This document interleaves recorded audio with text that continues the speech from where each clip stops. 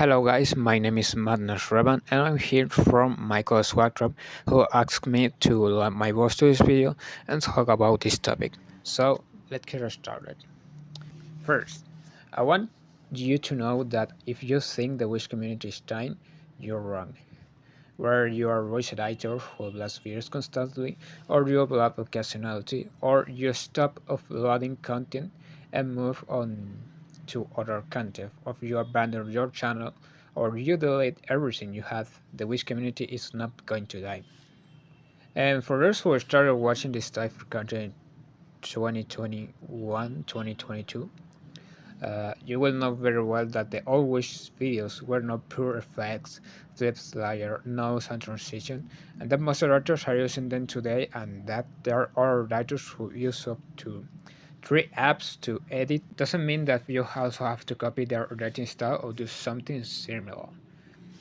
Okay, so for example, bird characters, SSH, hidden barrels, 𝕺𝖊𝖊𝖏, cap edits, enemy 𝕺𝖐𝖊𝖏 are wizard actors that don't use transitions or wide value effects, and yet their videos still have a good amount of views. Okay, so I'm not saying that using nodes, flipping layers, and using a lot of virtual effects is bad, but I consider it unnecessary since I've seen videos that look saturated with so many effects that they put on the videos. There are always editors who know how to handle that well, and their videos look good to the point that there's no need to pause the video to see a scene that we couldn't see or even a text. In conclusion, the use of noise, effects, and transitions isn't bad, but it can still be moderated so the video doesn't look cluttered. If you master these elements, you can continue using them. If you don't know how to use any of them, don't worry. Editors like 𝕺𝖊𝖏𝖏 and CamEdits, for example, have a different editing style than most and have quite a few views. So you won't have to struggle to be like the others, who use a wide variety of effects, no effects, transitions, etc. Now let's move on to the topic of open collabs, which tournaments, elimination roulette tournaments, and other similar variants. This topic that I'm going to talk about is my personal opinion and my experience of what I've seen. When I started watching videos from Battle Chapters, SSH, Mavis, and other writers in 2022, the term Wish editors, elimination roulette, and Wish tournaments didn't exist.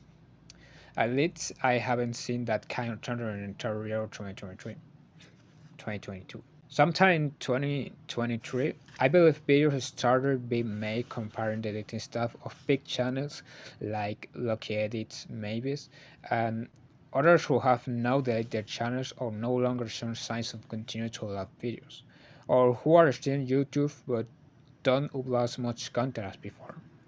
Then we got a point where they started to be held, and to this day they continue to be held with tournaments or even a me versus Wish editors. Then we got a point where Wish editors tournaments started to be held with channels under 1K and popular channels, since before they were only held with big channels, and to this day Wish tournaments are still held, however some me versus Wish editors. Nowadays, I think most Wish tournaments are giving more priority to whoever uses most nodes, effects, etc. And I repeat, just because most editors overuse them doesn't mean you have to do it too, if you don't know how to do it or find it complicated. In my case, a few months ago I started a Wish editor elimination roulette, and I mentioned some GT channels that I know, and other GT channels and some real life friends who also watch this type of content recommend to me. This tournament, which I started months ago, the points I give are based on my personal opinion, depending on what music I like the most, what text looks good in my opinion, among other parts that are no's nor excessive use of effects. And as I work in that approach, the points I give and who wins and loses are based on my opinion. And my opinion of edits right now is very different from what others think with their excessive use on effects, nodes, and transitions. Now, if you ask me, I think most Wish editors should change their approach to Wish tournaments if they're just going to focus on who uses the most effects and moves. The quality of video is better than the number of effects used.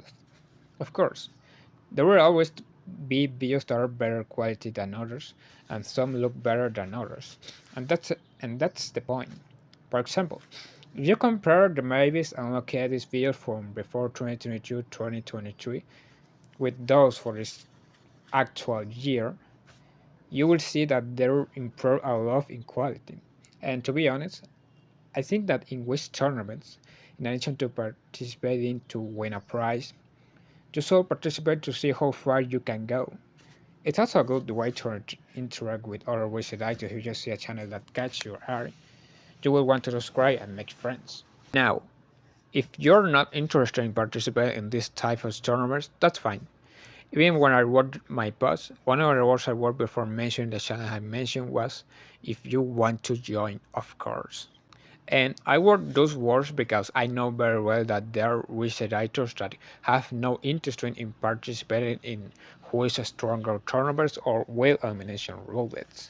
Subscribers of people who have never participated in open collabs or wish tournaments that I can give are Charters, Ace, and Hidden Valors.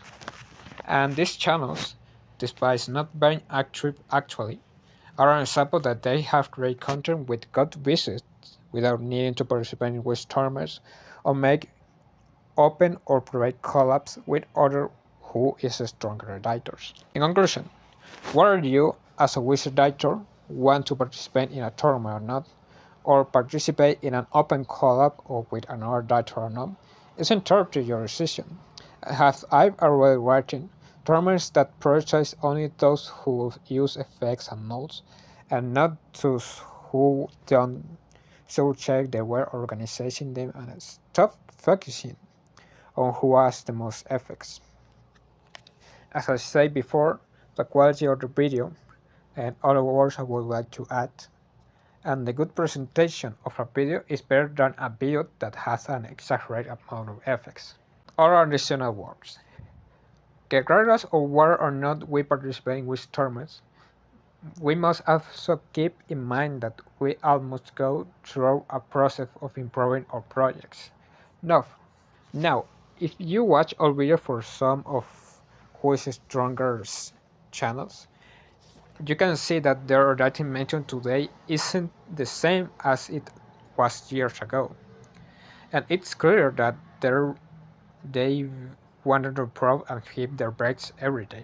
I repeat, if you know how to use nodes, effects, transitions, you can use them moderately, of course. But just because most people use them and you don't know how to use them, doesn't mean you should be like them. And I already mentioned examples of YouTube channels that don't use any of these and have done well in views. The main authors are making wish videos. I want to remind you that the main goal of making wish videos is to make a comparison between characters about who is stronger.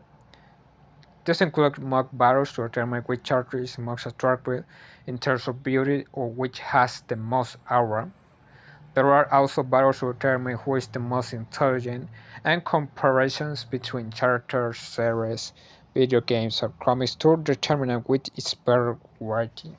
In my opinion, wish tournaments are not secondary, as most wish tournaments only involve low subscriber channels that have less than 1K or less than 100 subscribers, and occasionally some channels with more than 1K, 3K, 5K, 10K, 12K, etc.